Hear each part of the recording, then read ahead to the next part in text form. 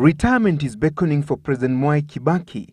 He is constitutionally barred from seeking an extension of his stay at State House after serving his 2 5-year terms, and so the race to succeed him is on, with the list of men and women eyeing the country's top job growing by the day. Months to the general election, some of the presidential hopefuls are crossing their fingers that Kibaki will declare them his preferred successor. But why the scramble for Kibaki's endorsement?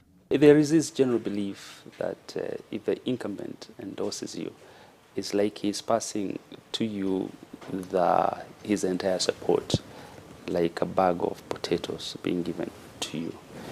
But history has shown us that the reverse is true. In the case of Moi, he endorsed one Uhuru Kenyatta, but Uhuru failed. In the run-up to the 2002 general election, retired President Daniel Arap Moi endorsed Uhuru Kenyatta, then a political greenhorn, as his preferred successor. Kenyatta was promptly dubbed the Moi Project. Ningependelea wananchi kuongozwa ni Uhuru Kenyatta.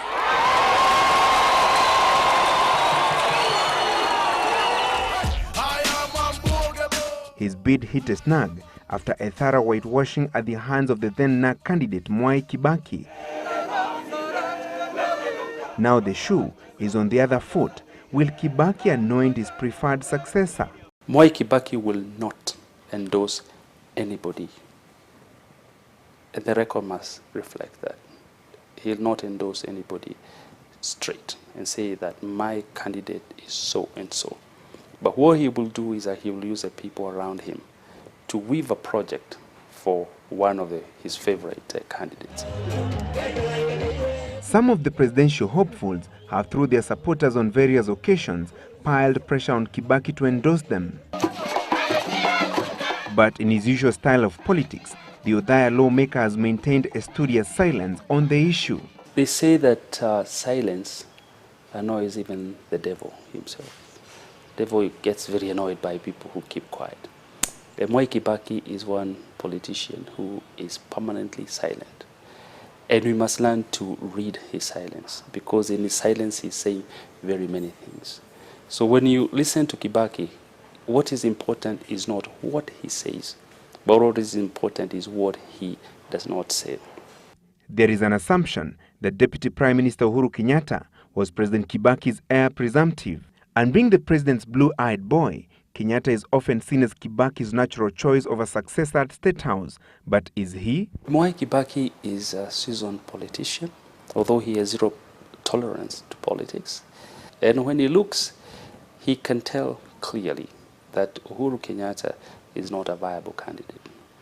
In fact, as he looks at it, I believe he is becoming persuaded that Uhuru Kenyatta is a cooked duck, given the fact that he might just be incarcerated. And if they issue warrants of arrest against him, it is over for him, basically. Supporting a candidate of our nature will not work. In Kenyatta's absence, which other presidential hopeful would Kibaki likely turn to? There is a belief that he had a hand in the crafting of the United Democratic Forum, UDF, that is Deputy Prime Minister Musalia Mudavadi's new political home after ditching the orange. We can record the following then, that we know whom Kibaki will not endorse, but we don't know whom he will endorse. In the run-up to the 2002 presidential contest, Prime Minister Raila Odinga uttered the famous words Kibaki Tosha that propelled Kibaki's triumphant entry to State House at the expense of retired President Moi's project Uhuru Kenyatta. 10 years later, can Kibaki return the favor? Mimi nikasema Kibaki Tosha. Wakati nilisema Kibaki Tosha, sikumjua Kibaki ni Mkikuyu. Sikujua. Lakini nilisema yeye anatosha. Kikuyu anatosha. Kikuyu ni anasema Kikuyu anatosha. Kwa nini mtu mwingine anasema ati Mjaluo hajatosha? Kibaki will only say Raila Tosha if he is cornered. He will not say Raila Tosha in broad daylight when he's enjoying himself around State House. He will only say so if he is in a corner, and when he knows for a fact Raila will become president. So he will not even be torturing him he'll only be piggybacking on the Raila popularity, largely because he knows there's zero option. This man will become president. I must buy political insurance with him now. It's an issue that came up last Friday when the Prime Minister toured Kibaki's political backyard and addressed a public baraza at Ihururu Shopping Center in Nyeri County. Kibaki ni rafiki yangu. Tumekuwa marafiki kabisa. Baadaye tulirudi, tulishindana 2007, baadaye tukarudi tukashikana pamoja. Simona tumenaendesha pamoja. Simnaona? Sinaendelea vizuri.